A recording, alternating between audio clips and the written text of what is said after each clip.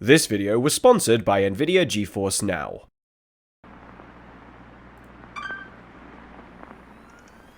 Sup morons, my name's Windette and welcome to Inscryption. This is not a balanced game. And if you idiots don't want spoilers, I'll do my best to keep them out, but you've been warned. This game leaves nothing on the table. The story doesn't begin, but can only continue. It starts in darkness, and then with a slow, strained creaking of wood, a pair of dimly lit eyes stare back. Another challenger. It has been ages. Inscryption busts right out of the gate and immediately throws you into the game with the incredibly unsettling notion that you've been here before. It teaches the basics in a manner that even a toddler would understand, where the cards are everything, and sacrifices must be made. Every choice you make is met with judgment and criticism, and after realizing the scales themselves are tipped using human teeth, the unsettling feeling never seems to fade. But sacrifices must be made. And with the cards in your hand requiring more and more blood, you make another difficult decision and sacrifice again. Wait, what? Part 1! Inscryption is a lot of things, but the only thing it can't be is fair. The game at its core is incredibly simple. Hit your opponent 5 more times than they hit you. But instead of taking the easy way out and bashing your opponent's skull in with a fucking shovel, you morons instead decided to play the entire game by his rules. Ah yes, truly a genius play. This is certainly not going to backfire whatsoever. Ah shit. Inscryption is brutal, with your opponent constantly cheating and changing the rules to suit himself, and with the cards seemingly the only thing sitting between you and certain death, you're constantly hit with the notion that you can't win. Even as you find new cards or make old ones stronger, nothing ever seems to tip the scales truly in your favor. But while your opponent would lead you to believe that the cards are all there is to worry about, you never took a look around, did you? Part 2! Inscryption isn't just a game. It's 3. A turn-based, deck-building, room-escaping roguelike. Inscryption takes place not just on a tabletop as you're led to believe, but inside a dimly lit room filled with secrets. From hidden notes in the card manual, to locked drawers that require keys, to a knife held gently in the hands of a wooden carving that appears to be missing a piece. Cogs begin to turn as you realize that everything in this room is connected in one way or another. So you start searching, fiddling, testing, poking and prodding your way around at anything that seems interesting in the hopes that surely something will give you a clue. But as frustration finally sets in and you sit back down, the cards themselves begin to speak. And it's here that you finally pick up the first piece to the puzzle, alongside what happens to those who didn't figure it out. Part 3! Almost as if to taunt you, Inscryption isn't just a numbers game. The sentence, "My cards are bigger than your cards," would work fine if not for the fact that several mechanics completely ignore this. Flying cards ignore anything directly in front of them. Diving cards don't believe in taking damage. This cat practically is begging to get killed, and this damn cockroach refuses to fucking die. Sigils are everything in Inscryption, and while it's not obvious at first glance, they are the sole reason this game is so broken. Speaking of unbalanced, remember that cockroach I just mentioned? The one that refuses to die? Yeah, that's now my laptop from 2015, which, thanks to Nvidia, can stream Inscryption from the cloud at a higher resolution than my entire PC. Thanks to GeForce Now, I can finally suffer through this unfair card-based torture while sitting in my living room on a piece of hardware that should, for all intents and purposes, not be alive right now. Inscryption isn't fair, and constantly changes the rules in order to make your life a living hell. But, just like with GFN, the best response to things not being fair is to instead play by your own damn rules. Part 4! Inscryption isn't balanced, so to counter this, everything in this game has the capacity to make you feel like you're cheating, and nothing does this better than the mysterious stones. As you travel, there's a chance you stumble across an event with this symbol. Landing there will place you in front of two mysterious stones that, despite not having a graphics card and being a fucking rock, could still probably play Cyberpunk on max settings with the power of GFN. You're told that the stones fuse two different cards into one, a new card bearing the sigils of both. At face value, this seems to be just a simple gimmick. None of your starter cards have anything too interesting to provide, so combining them wouldn't really offer much value. But this is a deck-building roguelike. You need to find the cards first. Step 1. There are 4 different map events that give you cards. The 3 card selection events, and the Wandering Trader. We're only looking for one thing. This. The Unkillable Sigil states that when any card bearing this sigil is sacrificed or dies, it returns to your hand. There are only 2 cards in the game with this sigil, one of them being a legendary card that you probably want to hang on to, and the other being the aforementioned unassuming friendly neighborhood cockroach. Having an unkillable card is powerful, but not if you can't keep playing it, and that's where the stones come in. Step 2 is finding any card that can create cards by itself. There are several in the game that can do this, but for now we'll just focus on 2. The unassuming skink, and bees! Whenever either of these 2 cards takes damage, they create a 0-cost counterpart. The skink rips its own tail off and leaves it in the square it was previously occupying, and the beehive produces a singular bee straight to your hand. These 2 cards aren't much to write home about right now, but now that you've seen all of the pieces to this puzzle, back to the stones. What's not stated, and what makes this unkillable sigil so broken, is that any card spawned from an unkillable card is also unkillable. So, what happens when my unkillable skink gets hit and spawns an unkillable slithering severed limb that gets smacked in the face? You've now got an unkillable, 0-cost card that you can play and sacrifice to play something else, and when it comes back to your hand, you can do it again. And again. Infinite energy, infinite defense, and an infinite number of cards. So, what can you do with an infinite deck? Well, remember that rare card from earlier? The one that's also unkillable? What's not stated and what makes this card so broken is that whenever it gets sacrificed or dies, it gets stronger. And with an infinite number of sacrifices alongside an infinitely powerful instrument of mass destruction, well, let's just say we're definitely playing by our own rules. Part 5! To give you the gist of just how simple it is to break this game, I'm going to demonstrate 2 versions of the Forbidden Build. Version 1 uses the legendary Ouroboros to reach ridiculous levels of damage, wiping out entire rows in a singular strike and granting overkill damage in the hundreds. And version 2 shows just how powerful this build can be, even without all that. Starting out, we only have 2 objectives. The first is survive. This game isn't easy by any stretch, and if you don't know what you're doing, it'll pick you up, chew you out, and spit you onto the sidewalk without batting an eyelid. In order to survive long enough to break this game, you're going to need to learn the 3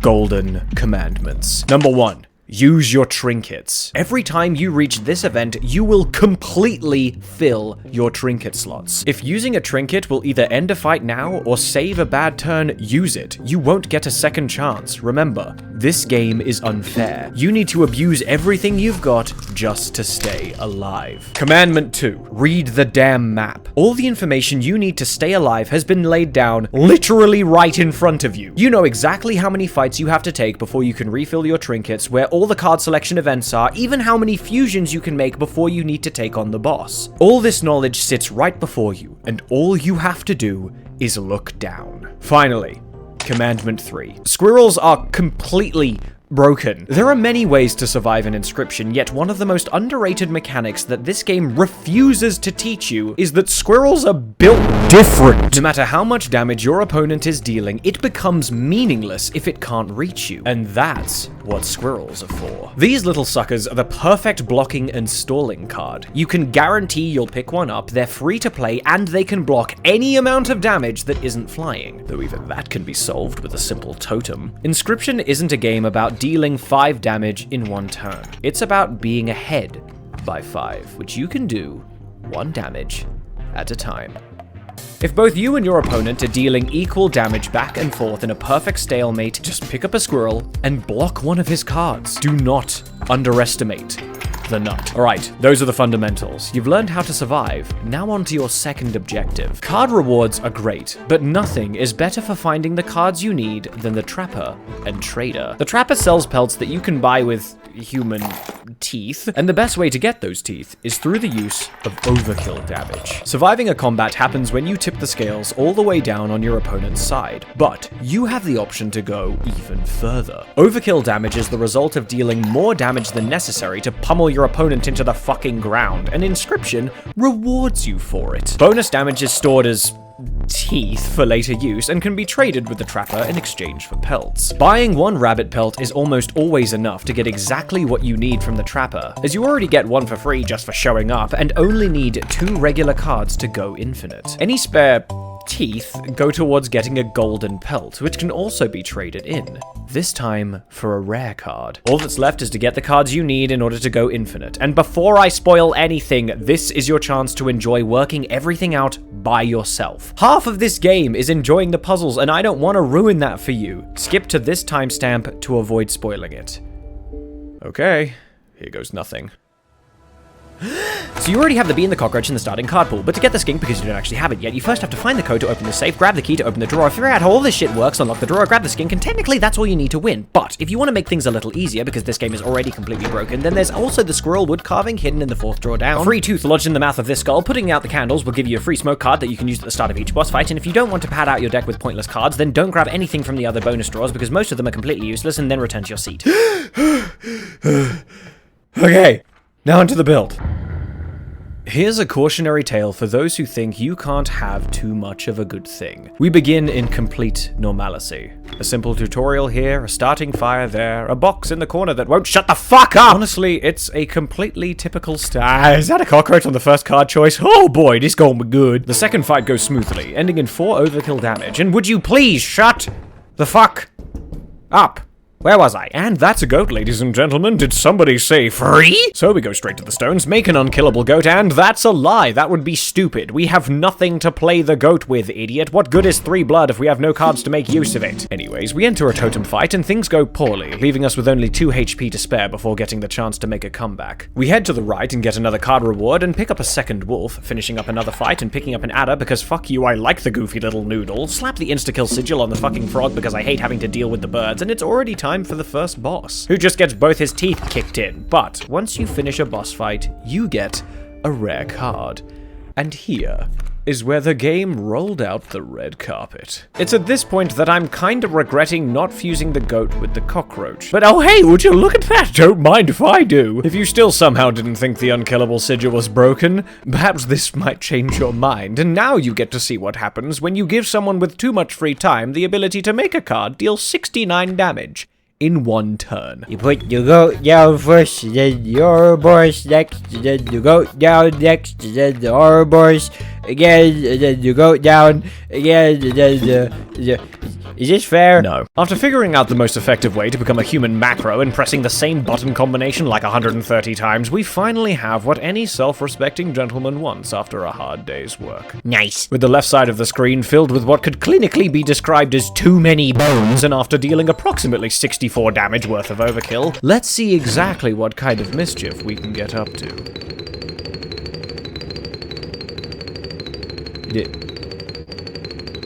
Do you mind? Guess this. Grab that. Ooh, yes, please. Bonk. Free card. Use these. Bye, Stone. I'll miss you. Boss time. Yep, he's dead. Ooh, a legendary. Get cool free shit. God, I hate these fucking birds. Hello, I would like to buy your finest pelts. I'll take this one, and this one, and this one, and this one, and this one, and this one, and this one, and this one. Yeah, I think that'll do. Okay, I think this might be too many pelts. Oh god, look at the size of the draw file. There's no way I just shot myself in the foot like this. Oh fuck. Turns out that buying 200 golden pelts might not have been the best strategy, especially given that they fill your entire deck with absolute codswallop until you can sell them. As an analogy, this is your hard drive, with every game you currently own installed on it all at once. It's shiny, yes, but it's slow, sluggish, and wants to fucking die. And this is what it would look like with GFN installed. Same number of games, by the way. I'm a content creator. My hard drive hates me. But when I get to use Nvidia, every game I own is stored on a cloud that I don't have to pay for. I can play whatever I like, whenever I like, and never have to sit through 260 gigabytes of game updates and installs, because everything I own is always, already, permanently up to date. Not to mention that I can do all of this on a brick I bought back in 2015. Alright, now that we're all a little more informed, take 2. Here we stand, at the final frontier, faced with exactly what we need to succeed. We create our saving grace, and after venturing forth, the scenery begins to change.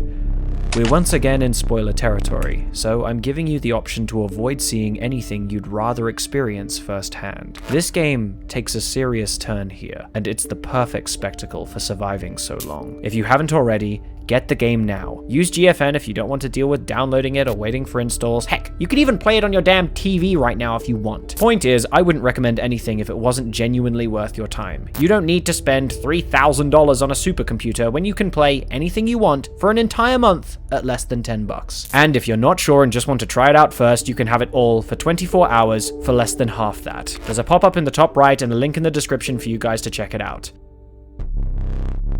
And here we go.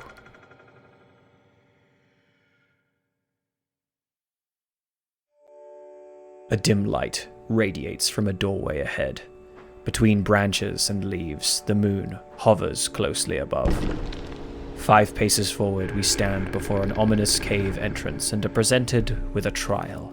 And after failing the first and passing the second, we're offered one of 3 powerful boons. The boon of the goat's blood, the boon of the forest, and the boon of the Bone Lord. We picked the forest in the hopes that it'll allow us ample time to set up, but only time will tell if that was the correct choice. We pace ever closer. Suddenly, the moon itself becomes obscured by a figure. You managed to get a boon.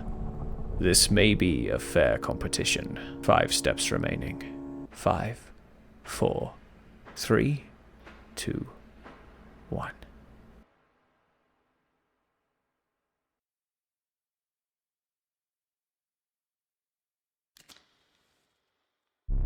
You took your time out there, and I'm itching for another game. Are you ready to play? The stage is set, candles are blown out, and new ones lit. Wait, hang on, that's not fair! And suddenly everything becomes a little too real. The sky opens up, masks menacingly revolving around our opponent. This is where it all ends. It's us or them. Let the battle commence. Things start off slow. We already have the skink, but we have no places to play it. We need to use this time to get set up while the prospector waits patiently for our next move. A space becomes available, and we put the skink down as a worthy sacrifice to chip away at the opposing amalgam. And as the entire field gets turned to gold, our blessed sacrifice returns to our hand. The onslaught continues, and so the cycle repeats, this time faced with the fishermen. Thanks to the amalgams, almost all of the spaces have been cleared, and our skink has finally shed its tail and gotten stronger thanks to our totem. How nice. Thanks to the now infinite nature of our hand, things begin to pick up the pace. The mantis god making swift work of 2 of the 3 amalgams, and the tail making itself useful as some preventative block. Thanks to the skink losing its tail, we aren't at risk of having any cards stolen, and in one swift turn, the mantis dispatches that annoying mole. Our opponent shows no signs of slowing down, however, adding some serious heavy hitters to the field. But, thanks to our unlimited energy supply and the deer we strengthened at the fire, we end this turn leaving our opponent with but a single hit point. Bad time to become the trapper too. Thanks to our slaughtering, we picked up a single pelt, making this threat non-existent. I'll be taking that, thank you. It's time to crank things up a few notches. Knowing the prospector was next, it made sense to get our skink back on the field and in full force, and... oh.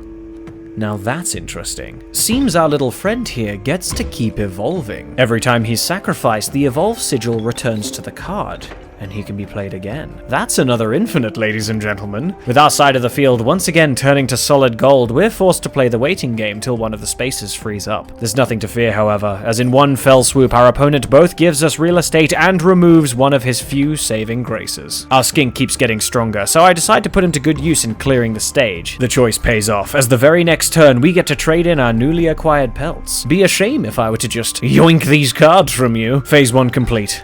On to phase 2. I wanted an excuse to make the skink stronger, so I did the only thing I knew how, and sent him on a suicide mission. Jesus Christ, we have a lot of cards. Time to crank things up another notch and fight back, wiping out the opposing cards and raining hell on the enemy. Phase 2 complete. On to the finale. It's here that once again our opponent decides to change the rules. All he ever cared about were the cards, and in one swift move, the table is flipped completely on its head. And the moon sits before us. Wait a minute. Does it deal 0 damage? Is this because of the frog? Huh. Not how I envisioned this going either. I guess it's finally time to end this.